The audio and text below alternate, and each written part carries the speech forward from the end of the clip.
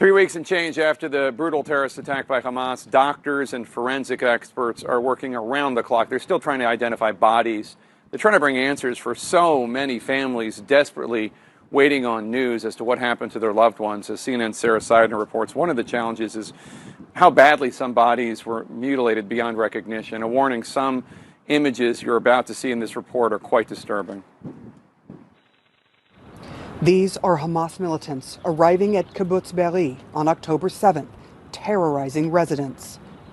אני יודע, אני מנסה לשלוח לשם את הצבא. בבקשה, אנחנו הולכים למות. אני מנסה לשלוח את הצבא, אמא. כנסו. אנחנו אוהבים אתכם. תכנסו, בבקשה, אמיר. אבל אני מאבדת את אבא. תחזיקי אותו. אנחנו הולכים למות. אמא, תחזיקי אותו. תחזיקי אותו. בסדר? למה הם לא רואים? וואי, הנה הם זורקים עלינו פצצות. הם בהרבה בתים. רימונים. הם זורקים עלינו רימונים, אבא. כן. The last conversation between a mother and son in Kibbutz Be'eri. Daughter Michal Pinion shared it with us, her last memory of her mother as Hamas descended on her parents' home. I know after half an hour, she was writing, help, help. Oh. And then it was quiet. The next time she saw her parents, they were in coffins. Some families have yet to say goodbye. Outside Tel Aviv at the rabbinical Shura military base, inside these containers there are hundreds of unidentified bodies, many mutilated and in fragments.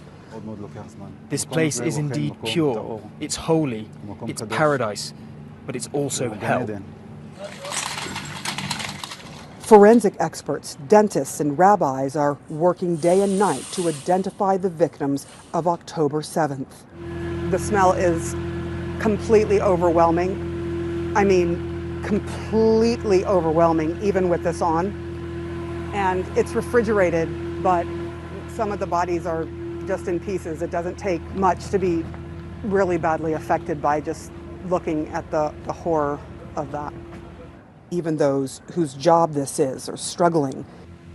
You see the lack of humanity, and you see pure cruelty. During our identification process, we heard the screams and we heard the cries of the family that came and said their last goodbye.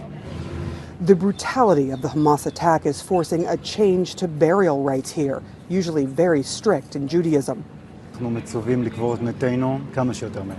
According to Jewish law, we bury the dead when they're in the ground. In this case, we bury them in their coffins because we want to respect them, but also because there isn't much left of them. Michal Levin-Elad and her colleagues say this is the worst thing they have ever seen because of the evidence of torture.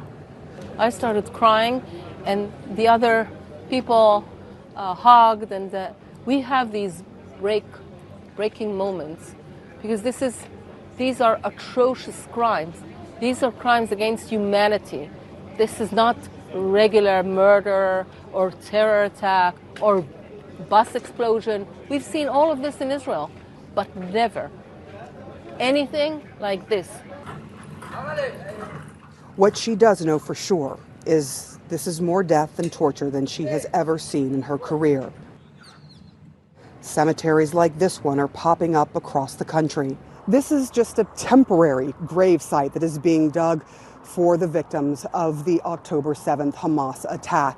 When you look at these graves, you can see the remnants of some of the things they loved in life. But there are some gruesome details. One of these graves, for example, has two bodies from a family buried together. Families are insistent that these temporary resting places are just that, temporary. We don't want them to be buried in another place. They are people of Be'eri. This is their home. This is their community. They cannot be buried anywhere else.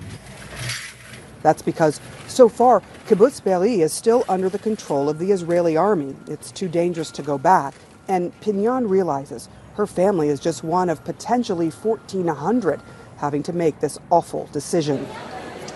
3 weeks in, she says they have no idea when they can go home again and when they can finally bury her parents, Amir and Mati, in their final resting place.